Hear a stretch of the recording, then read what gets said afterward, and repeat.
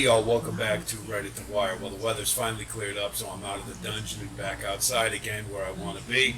As part of our Belmont card series, we're going to take a look at the late pick four for Thursday's card. So let's take a look. First leg of the late pick four is the sixth race at Belmont. It's a state bred allowance, non-winners at 2 lifetime for 3-year-olds and up, fillies and mares. And it's run on the dirt at 7 furlongs. As we know with 7 furlongs, I'm always partial to horses who have some experience at the distances because it's one of those funky distances between a sprint and a route, and it requires a special type of running. So let's see what we got here. We see number 1, Angelique, trained by Todd Pletcher, and you got a Rad Ortiz aboard. Immediately, you know there's some serious intent. This one got the win in the last in the slop, and faced had to hang on, was just begging for the wire. Dancer Dioro was closing like a freight train, and so she just hung on. Couldn't really like the finish. Basically, just kind of gave it up for the most part. And Dancer Dioro was clearly the better horse that day, I thought. So this one is kind of logical, but I got some reservations. Rainy Chick, number 2. Peter Walder, Cold Barn. You do get Jose Ortiz, but this one leaves herself way too much to do. You see from the running line, she's always at the back, and it takes quite a while to get going. And I think that ultimately would lead to the downfall here. Obviously, 7 furlongs, an extra panel is going to help her chances, but I don't see that big closing kick. This one's more of a grinder, so I would think underneath is probably a better bet. Number 3 is Tuscanova Beauty, trained by Linda Dixon, kind of new to to Belmont, but not to Finger Lakes, as you can see. This one is pretty interesting. Should get the jump on the rest of the field and will likely be the pace. The question would be whether or not she can hold it for 7 furlongs. You see a prior effort back at Saratoga was on the engine and it just couldn't hold on late. But that said, this one has a lot of key races in her under her belt, and she's facing pretty classy horses. So I don't think the move from the Finger Lakes to Belmont is going to be much of a problem, particularly among state-bred company. And you see, she had some nice efforts at Saratoga at the end of her 3-year-old campaign. 3rd off the layoff, and has been trending upwards. The only question is whether this one can hold it, but I don't see a lot of other early speed, so I think this one's a pretty good thought about using. Charge Nurse is debuting at 4, and Jeremiah Engelhardt, you look at those stats down below, and you see 180 days route to sprint, dirt, and allowance. They're all good angles, except when you put them all together, he's 1 for 11 in that spot in the aggregate. This one does have the stamina for the distance. Route to sprint cut back to 7 furlongs is usually a pretty good angle.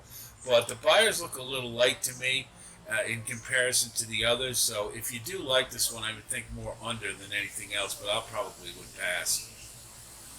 Captivating Cara is Gregory DePrima is an okay trainer, and you got Ruben Silvera, who's done really well coming up from Parks. But and clearly, he's keen to stay on because the last 4 efforts have been progressively better. You see 7th, 5th, 2nd, 1st. They were all 1-turn miles, so the cutback here shouldn't be a problem. What I do worry about is if you look at this one's form, the better efforts have all been at lower class levels than you're going to get today. For instance, you look in February, you had that big 11.25 length win at the 16,000 claiming level. And then you look and you see a 25,000 claiming level win. And now the last one was at the 20,000 level. So those, granted, they are against open company. That's true. But I don't think this one's going to have it as easy as in those other races. And that's really the big concern I have more than anything else. So at 12-1, it's not a bad price, but I think if you wanted to use under, but I think probably I'm going to pass. Her running style is more towards the front end, and I think others are going to kind of chew her up there.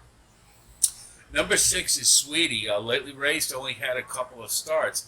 and Gary Siak is cold for the meat. So there's a couple of things there, but route to sprint should be a very positive angle, I think, for this one, particularly with the late running style at 7 furlongs. That should be well suited for this type of race. The other thing that is really important with this one is as the class levels are rising, her class level is rising above it. So this one is on the upturn and improving. Uh, that last race, yes, she only got a third, but it was an improved class effort over her maiden, and you have to like the fact the first time against winners, she acquitted herself pretty well. Now I think she's going to be up against it a little bit because there is the possibility you could have a runaway horse on the lead here, but she's headed in the right direction. And I think this one's a use. And, if there is a little more pace pressure than expected, this one could steal it. Number 7 is Levon, and just doesn't look good enough. That's the bottom line. You see the first effort against winners and older horses wasn't terribly promising. And you see just the buyers look a little light compared to the rest of these. So even with a freshening, I would pass. Excuse me. Dancer Dioro just took a little while to break the maiden, but you go 2 back, and in that race against Angelique, she was cruising down the stretch and just missed getting up at the wire. It wasn't the slop, that's true, but you see this one likes to compete. You see a lot of in-the-money finishes, 4 out of 6, and has a positive record at Belmont. I think the class is there. And in this field, I think that this one should be a player, and I would give a chance if you get 7-2. I think that's pretty square. Clover Street, it's kind of interesting. The last race was against Older for the first time. Excuse me, and did pretty well. You have to like the fact that she got her career high buyer the first time against winners, so that's awfully encouraging. The problem she has is she breaks a little slow, and it takes a little time to get going. Now you see the note willingly there, and she was, but she was really no threat to Fancy Joe to win that race. She had a ground-saving trip and swung out wide and closed pretty well, but again, it wasn't going to be enough to win. You also have to note that Flavian Pratt jumped off this one to go on the 8, and I think that can't be a very good sign either. I would think this one would be more of a use under than as a win candidate, but has a shot. Second leg of the late Big Four is the 7th race. It's an optional claimer for 62,000. Non-winners are 3 lifetime, 3-year-olds and up, and it's run on the inner turf at 6 furlongs. Number 1 is Big Package. And he was coming off a layoff in his last and kind of flattened out, kind of a non-eventful run, but that's no surprise coming off the bench. That seems to be his MO. Second off, he runs very well, and if you go back to June of last year, his second off was a 95 buyer, and that would certainly be a fit here. The only concern I have is that perhaps he won't he can't run back quite back up to those type of numbers, and that would probably be required given some of the other contenders in here. But he has a positive record at Belmont, and since he's a fit here, I would think he'd be a good use. Number 2 is Running with Scissors. Jacob Jacobson's the hottest barn on the at Belmont right now, and he's got Everard Ortiz aboard, and they're just lights out together. They're winning at 60%, so what's not to like, right? You got a horse who's at 7 years old, seems to really have found his game. He has won 2 straight, and you see since the time of the layoff, and really since David Jacobson claimed this horse, he has been just steady improvement all the way along the way, and right now just is in really top form. Kind of hard to bet against. Is coming back in the same class, and always at 7 years old. The question is, how long can they keep this going? But and it was the last race was its career high, and that's really the only thing you kind of got to worry about a little bit but certainly the one to beat, and I would definitely use. Number 3 is Super Success, and Fernando Abreu is going pretty well right now, and you do get Joel Rosario, but this one just looks a cut below more than anything else. The last couple yielded an 81 buyer, so that I don't think that's good enough to win this race, and particularly the last one was an optional 80 for now one is a 4, so there is a class break here. But if you look, he's fairly consistent, and those his best race probably isn't good enough here. 7 Cents is trained by Tom Morley, and another one coming second off the layoff, and think this one will definitely run better. Has an MO to run better second off the layoff. You see really popular at the claiming box. But again, this is another one at 7 years old, and very capable of running a good race here. I just think is maybe just a little bit of a cut below. You do get 12-1, but I think there's others in here that I like better. Pine Knoll is kind of interesting. He's coming into the race in really good form off the bench.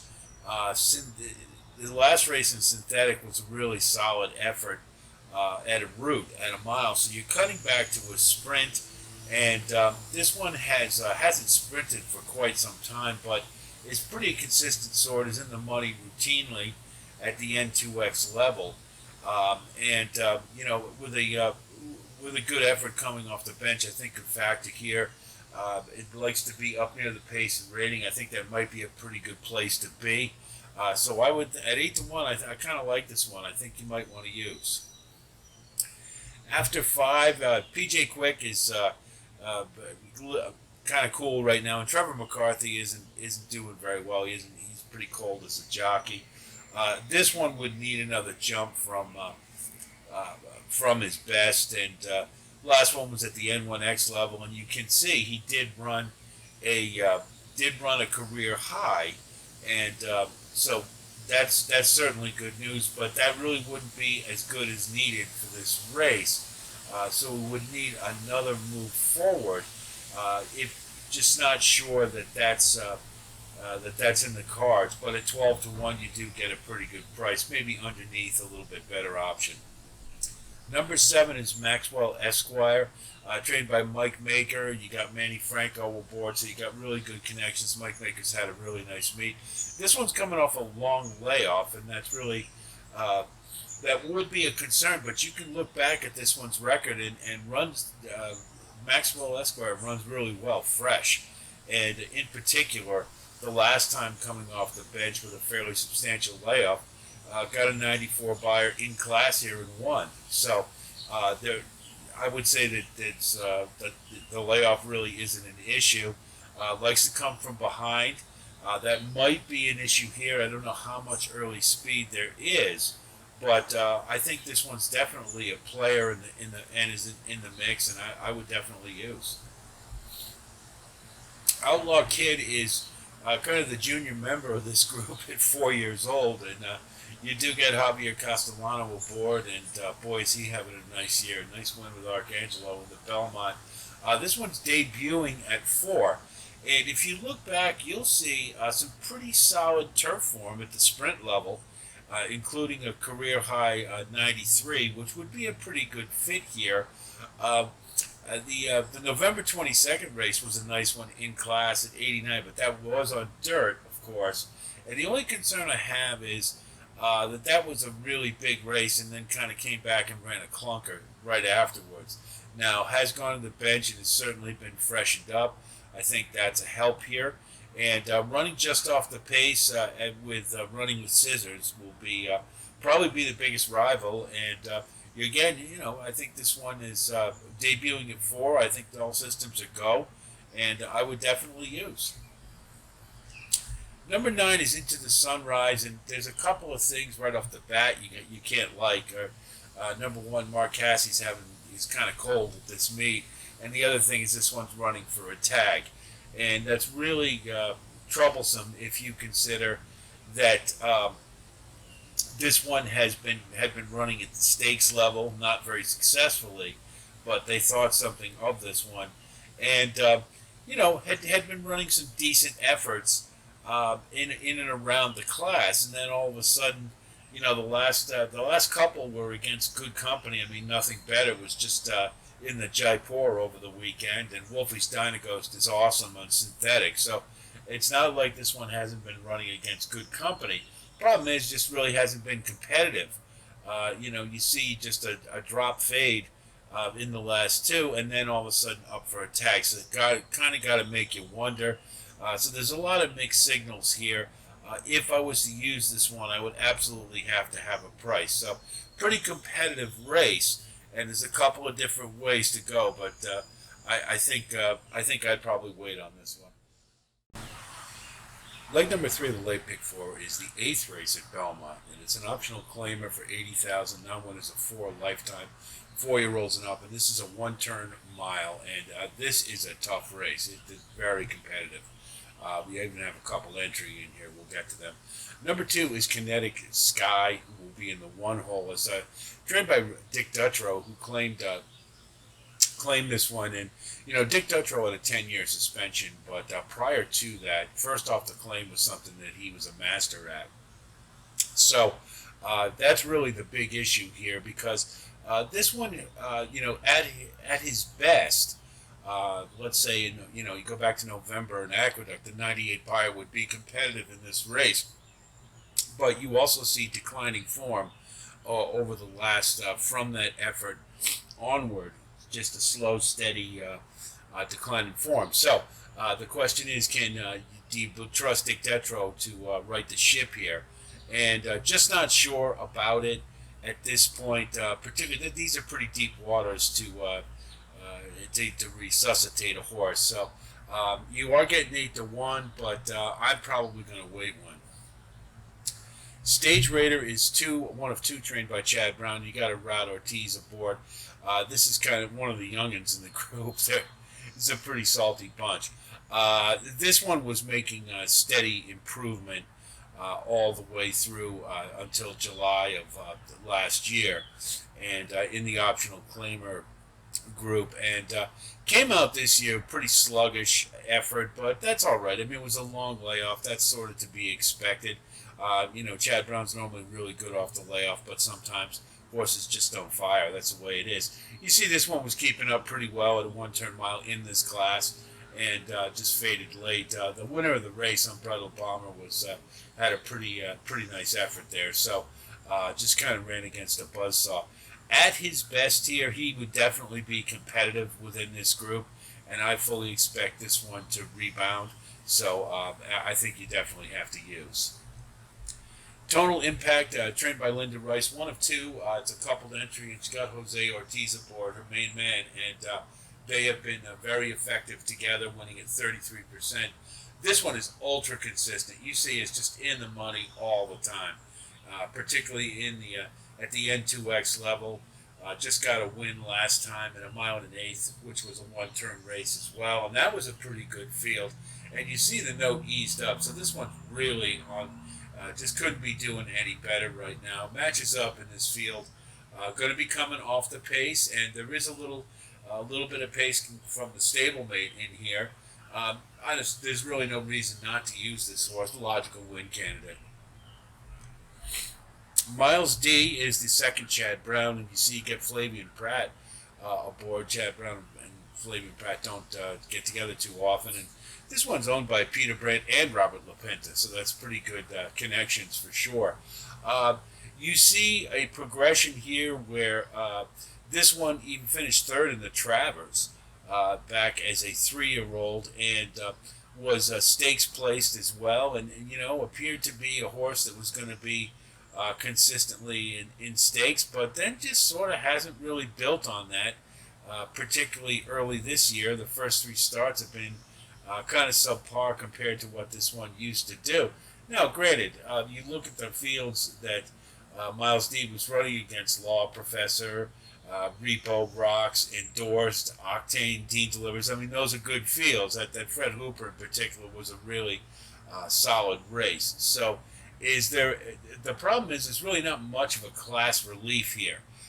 You do see the cutback in distance to a mile, and perhaps that's a little more familiar, maybe a better distance for Miles D. But just not sure about this one. It's 7-2. I think that's a little light. It the price may drift up a little bit, but I mean it's the Chad Brown, so I'm kind of on the fence. I could go either way, and I think there's others that I like better in this race. Shoot or Shoot is one that was running on the West Coast primarily over the last few, and was doing okay. Got a second in the Palos Verdes, but as we have to say, and sorry West Coast people, but West Coast runners just the older division particularly just aren't as good as they are in the East. So this would be a class step up. Now, also the thing you have to note is this one has been off for over a year and 3 months, so quite some time. Prior to that, I would put this one on the fringes of the class here, and now you're throwing a layoff into it. Joe Sharp is very good with really long layoffs. He's at 32%, so that's a positive for sure. And this one has a good steady work tab, and so looks to be rounding into form. Now, the question you really have to have is that form going to be good enough in this race? And it would take a career effort. 6 years old, coming off the bench.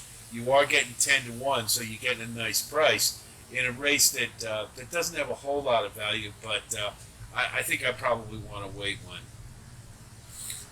Business model, David Jacobson. Again, real hot barn, but.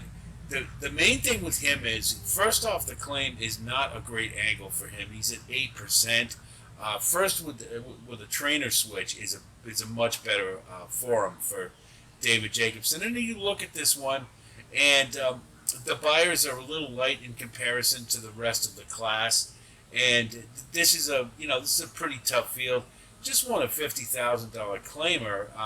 So obviously this would be a jump up in class, and you lose Rod Ortiz for this one. So, it can kind of go either way, just really going on the fact that, first off, the claim isn't really Jacobson's bag more than anything else. You are getting 10-1, maybe underneath, I think would probably be a better bet, but I think this one's kind of on the margins in what is a very tough group. Sheriff Bianco's the other half of the coupled entry. For Linda Rice, and you got her 1A rider, Jose Lascano, aboard, and they're a good combination together as well. This one is a model of consistency. You just look, it's in the money every single race. 18 out of 21 races, this one's been in the money. Likes to run up near the lead. I have a feeling this one might be on the engine, and really hasn't done anything wrong. Is in excellent form, and I see no. But the fact you've got Total Impact together. They're a logical fit, so I think this one will be on the engine and could very well win on their own. Not a rabbit for Total Impact by any means. Number 7 is Uncle Moonlight, and he's going to have competition to the inside for the lead from Sheriff Bianco, I think. And this one is kind of looks a bit of a cut below in what is a really tough race, and I think it's going to be awful hard to wire a field of this caliber, so I would probably pass. The last leg of the late pick 4 is the 9th race at Belmont. It's a state-bred maiden claimer for $40,000 for fillies and mares, 3-year-olds and up, and it's running the turf at 7 furlongs. And this is a wild one. There isn't much to go on in this race, but we'll just go through the field. Number 1 is Robin and Eli. Chad Brown, Manny Franco makes perfect sense. This one is a 2-1 favorite, but has a kind of a checkered history. You see a couple of efforts in listed stakes. So they thought enough of this one, even without breaking the maiden early on, to put at 7 furlongs in the New York Stallion Series, and had a really nice third straight in a row. But since then, hasn't done much, hasn't built on that at all, and even debuting at 3 at a mile really didn't amount to very much. So this is the second time this one's up for a tag. And that would make, Manny Franco was the regular rider, but this one looks a little dressed up. And I think we definitely have to try to beat, because you don't see whatever the will to win there was doesn't seem to be there anymore. And second off the layoff, Chad Brown could get him going. You definitely have to use, but I think we have to try to beat. Number 2 is Follow the Fed. This one, debuted at 3 with a nice effort. Not the career high buyer, but the return to turf was definitely the time. This one ran a much better race. Made a steady, gradual effort all the way through, kind of a grinding thing to get position. And I would expect that first off the layoff. So I think a little better is in the offing next time. And moreover, this one looks like it has some fight in her. And that's what this race needs more than anything else. So at 12-1, I would consider using Follow the Fed. Number 3 is Beautifully Wicked. Leah Giamatti is really good with first time on the turf. She's at 40%. The problem is not with first-time starters. She doesn't have a record of first-time turf and first-time starters. So the sire here is 5% first-time turf, and this is the dam's first foal. So we don't have a whole lot to go on there. If you want to just look and say, well, this is a first-time turfer, and go off of that, then maybe this is a pretty good bet at 20-1. In this field, a first-time starter would be welcome, I would think. So this is one I wouldn't talk you out of using. I think maybe you got a chance at 20-1. Why not? Number 4, Phineas Harbor, trained by Mark Hennig, and this one had a little bit of form to start her career on the dirt. And since the move to turf, really hasn't done a whole lot. And the last race came off the turf, but was still up the track. So something's gone wrong here, and it doesn't look like, to me, I can't see it in the tab or any indication that they've perhaps fixed it. Being up for a tag after 2 subpar efforts like that is a big red flag to me, particularly when you go get Javier Castellano. So I think this one might be dressed up, but I'm going to pass. Red Butterfly is kind of interesting. Owned by Barry Schwartz, and he's a top owner. And we got Mauricio De Paz and Jose Ortiz aboard. The thing I wonder about is this one ran a really nice debut effort and got a good second, and you think all systems were go, and then just really fell off the map. The last 2, particularly, they moved to dirt, and this one just didn't do any running at all. So I wonder about this one's form. Coming off a layoff, having run in maiden special weights and now up for a tag, that's a really big red flag. This one looks dressed up to me at 9-2. Really hard to trust, and I'll pass. Number 6 is Pima Nova. Danny Gargan trains, and this one has sort of been in a holding pattern, it looks like. Just can't really figure out how to win. Had some pretty good efforts to start the career. You saw a little progression there, all the way up to a 71 buyer at Gulfstream and a maiden special weight around 2 turns. And, she ran back to that effort. That wins this race, no problem. The issue is that since the debut at 3, this one's kind of been in a plateau. And you can see, obviously, they dropped her in class to hopefully that would improve things. And moderately, not really, when you lose by 12 lengths at the maiden special weight level, and then you lose at 11 lengths at the maiden 40 level, I don't know how much it improved. So, again, this one is short odds and doesn't seem to have the will to win. I would pass. Corzon Milligan is trained by David Donk, and, this one hasn't run on turf yet, so there's a positive, I suppose, a creative cause not known as a great first-time turf sire. But, it's a surface switch, and the dirt form really isn't much to write home about. He's coming off a little bit of a layoff, and there's really not any indication that this is a big, great spot for David Donk. You see route to sprint, he's 0 for 25, 6% with 61 to 180-day layoff. So I don't really see enough here to get excited about this one, so I'll pass. Daddy's Little Boss Lady is actually the one horse in here who has some promising angles to it.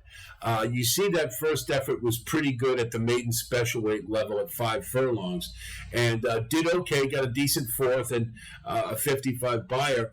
and then to the bench. Now, that is a good thing for Robert Falcone. He is 18%, 61 to 180. Second start, 31%. Maiden special weight to maiden claim at 33%.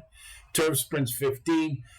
So these are all positive. Now, if you put them all together combined, you see he's 1 for 3, 2 out of 3 in the money for 3-year-olds against older second-time turf. So that's a really positive angle. So you'd have to use this horse. The only thing I got is an issue is Jaime Torres is the jockey. I know he's an apprentice and he'll learn, but right now he hasn't impressed me at all with his turf riding. So that's the only thing about it a little bit. And you do get the bog, so that's a bit of a help as well. In a race like this, though, I think this you can get away with it. I would definitely use the 8, definite win candidate. Number 9 is Striking Melody, Amira Chikakli, not the greatest of trainers. She's 0 for the century at Belmont. And this one has, 3 straight efforts up the track. Just can't do it. I'll pass. Bandaloo Queen, much of the same. You just don't see any form to get excited about. Even with the move to turf, it didn't improve things, and this one was vanned off. I'll pass as well. Altarina is a first-time starter. Mark Hennig, it's not his bag. You see 0 for 29 first-time starters, 0 for 23 first-time turf. He likes to take his time with them. Moreover, alternation is 3% as a first-time turf sire. The dam sire is 4% first-time turf, and this is the dam's first foal. So it is a first-time starter, and you get 20 to 1.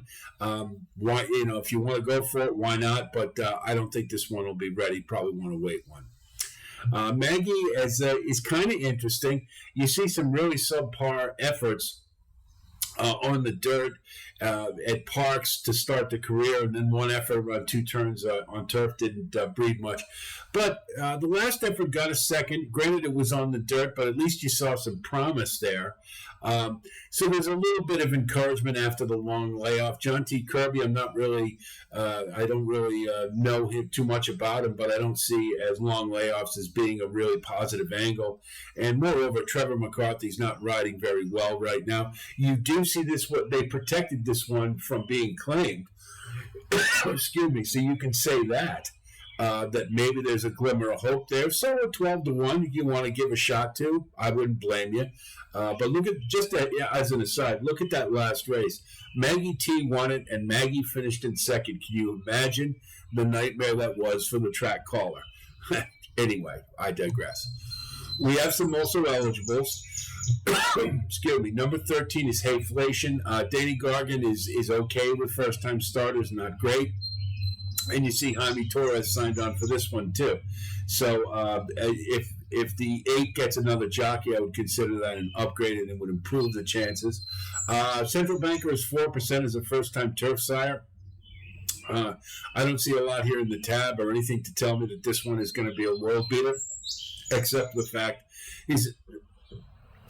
she's an also eligible. So maybe, from that perspective, you give this one a look and think about using it 12 to 1. Janie May, I think you definitely have to. At 12 to 1, you get Ruben Silvera, who's a nice jockey coming up from Parks, and Michelle Nevin steadily had a nice meet.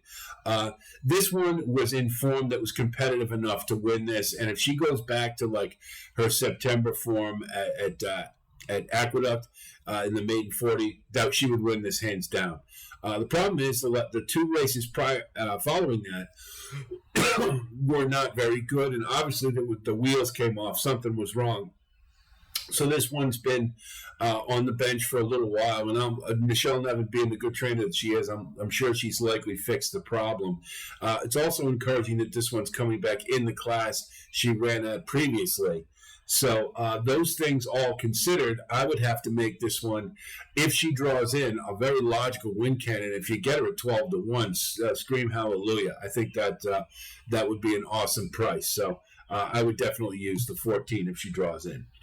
Number 15 is Spoils of War. Ray Handel is a hot barn right now, and he's had an interesting roller coaster meet. He started the meet off hot, cooled off for a while, and now he's hot again. So you have to take that in mind. It is a big issue, the fact that this one is sort of plateaued, stuck at 45, right around there. Debuted at 3, mirroring the best effort. But so improvement is possible, certainly. And the fact that this is a hot barn, you maybe have to give a little more credence to. But this one kind of looks stuck in a holding pattern to me. At 10-1, maybe you give a shot in this race. I wouldn't blame you. But of the AEs, not the best one.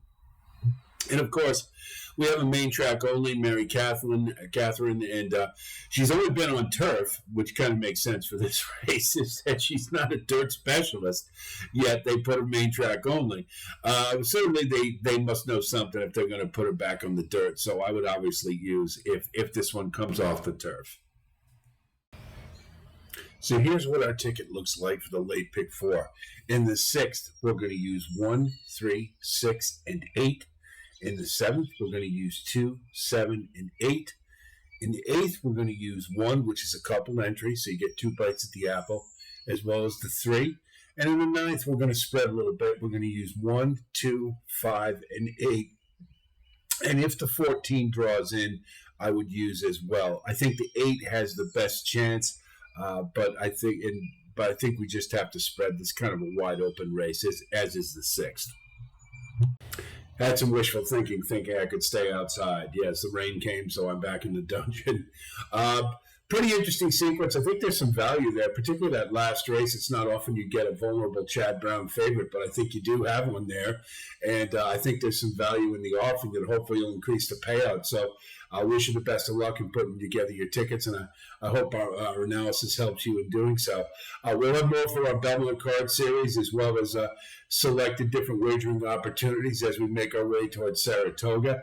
And be on the lookout for postings about that, because we're going to amp up our coverage there, and I think you'll get a lot out of it, and I think you'll enjoy it. So you can stay right here for anything thoroughbred racing over the course of the season.